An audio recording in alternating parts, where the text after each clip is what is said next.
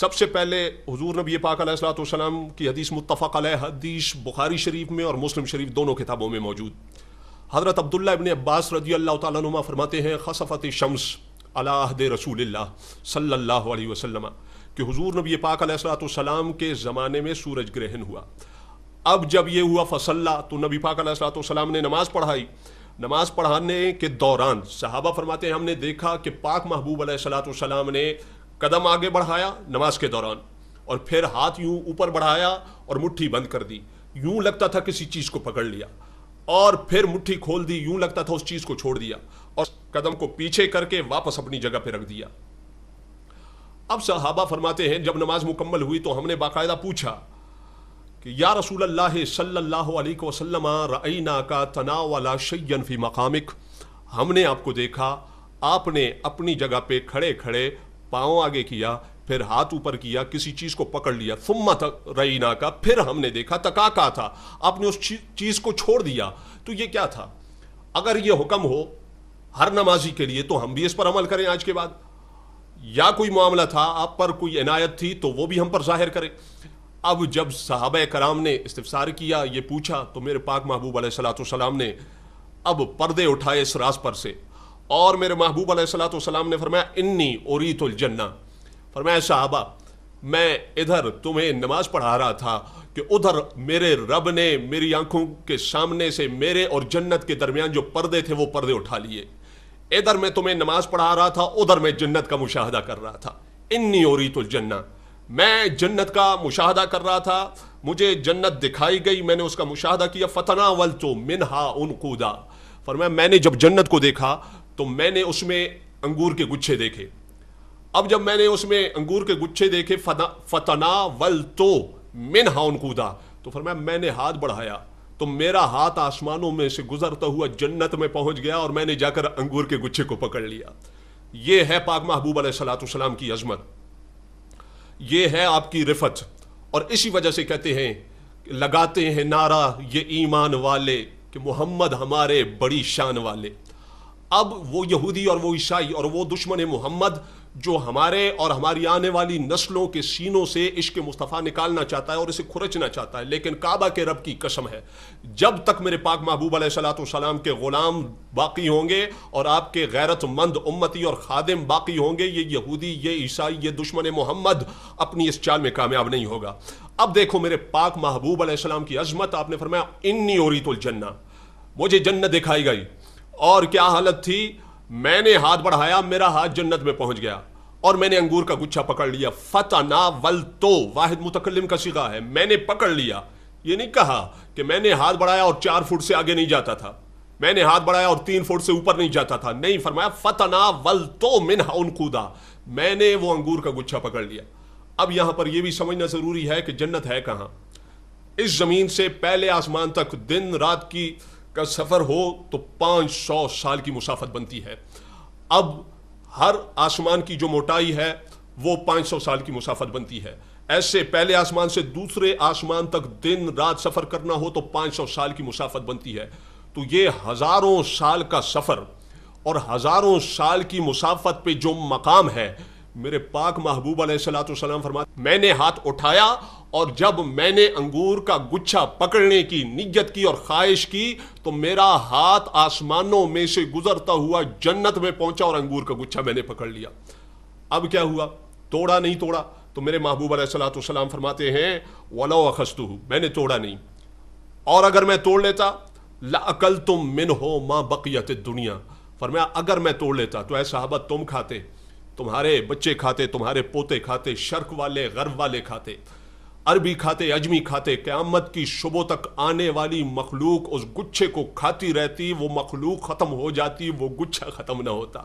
یہ ہے میرے پاک محبوب علیہ الصلوۃ والسلام کی عظمت, یہ ہے اس نبی اور اس ہستی کی رفت کہ جس کے بارے میں ان کے دشمن ان کے خاکے چھاپ کے, ان کے کارٹون بنا کے سمجھتے ہیں کہ یہ امت مسلمہ کے دلوں سے عشق محمد اور محبت رسول نکال لیں گے. اب دیکھو ہاتھ ہمارے بھی 2 ہیں, ہاتھ ہمارے آقا کے بھی 2 ہیں.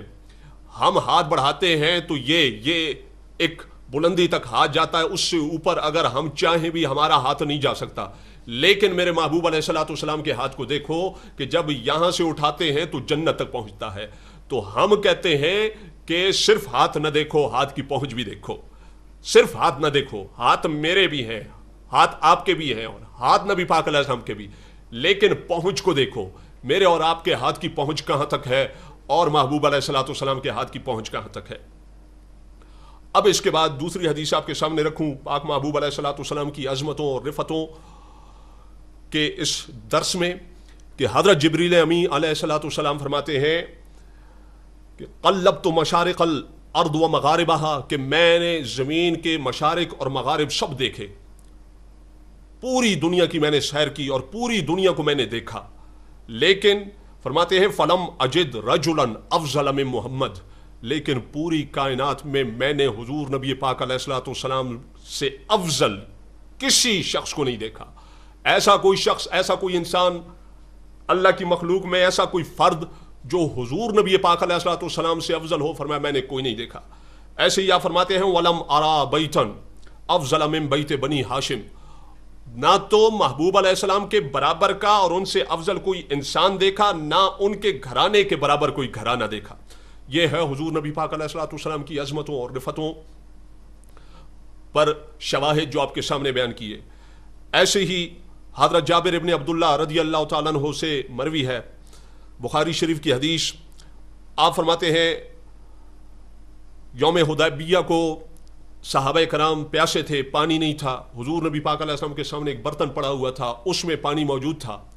آپ وضو فرما رہے تھے تو صحابہ دوڑے آپ کے پاس آئے. جب سرکار نے دیکھا تو آپ نے پوچھا ما لکم, اے صحابہ معاملہ کیا ہے, کیا معاملہ ہے, کیا مسئلہ ہے؟ تو صحابہ نے عرض کی لیس عندنا ماء نتوضا ولا نشرب الا ما بین یدیک, کہ یا رسول اللہ صلی اللہ علیہ وسلم ہمیں وضو کی بھی ضرورت ہے, وضو بھی کرنا ہے, اور پانی کی ضرورت ہے پینے کے لیے بھی, لیکن ایک قطرہ بھی پانی نہیں ہمارے پاس. پانی وہی ہے جو یہ آپ کے سامنے اس برتن میں پڑا ہے, تو ہم بڑی تکلیف میں ہیں, بڑی مشکل میں ہیں, پانی نہیں ملتا, تو اس لیے ہم آپ کے قریب آ گئے, آپ کے قدموں میں حاضر ہوئے. اب جب صحابہ حضور نبی پاک علیہ السلام کے پاس آئے, فوضع یدہ فی الرکوہ, تو میرے محبوب علیہ الصلوۃ والسلام نے اپنا دست اقدس, وہ جو سامنے برتن تھا, اس میں رکھ دیا. اب جب ہاتھ اس میں رکھ دیا تو حدیث پاک میں ہے فجعل الماء یثور بین اصابعہ, تو حضور نبی پاک علیہ الصلوۃ والسلام کی انگلیوں میں سے پانی کے چشمے جاری ہو گئے. یہ ہے میرے محبوب علیہ الصلوۃ والسلام کی عظمت, یہ ہے وہ رفت, اور یہ ہے وہ مقام, اور یہ ہے وہ اختیار, اور یہ ہے وہ شان جو اللہ تبارک و تعالیٰ نے حضور نبی پاک علیہ الصلوۃ والسلام کو عطا فرمائی. اب صحابہ پیاسے ہیں, ادھر ہمارے گھر میں, ادھر ہم پہ وقت آتا ہے, ہم بیابان میں ہوتے ہیں, ہم آبادی میں ہوتے ہیں, ایسے حالات پیدا ہو جاتے ہیں, پانی نہیں ہوتا, ترستے ہیں, بلکتے ہیں, ایک قطرہ نہیں پیدا کر سکتے. یہاں پر محبوب علیہ الصلوۃ والسلام کے صحابہ پر مشکل بنی, پانی کا مسئلہ بنا. آپ نے یہ نہیں کہا کہ کنویں کھودو, آپ نے یہ نہیں کہا کہ صبر کرو, آپ نے یہ نہیں کہا کہ وظائف کرو, آپ نے اپنا ہاتھ برتن میں رکھ دیا. اور جب ہاتھ برتن میں رکھا تو حدیث پاک کے الفاظ کیا ہیں, فجعل الماء یثور بین اصابعہ, کہ آپ کی انگلیوں کے درمیان سے پانی کے چشمے جاری ہو گئے. اب جب پانی جاری ہوا تو کس انداز میں؟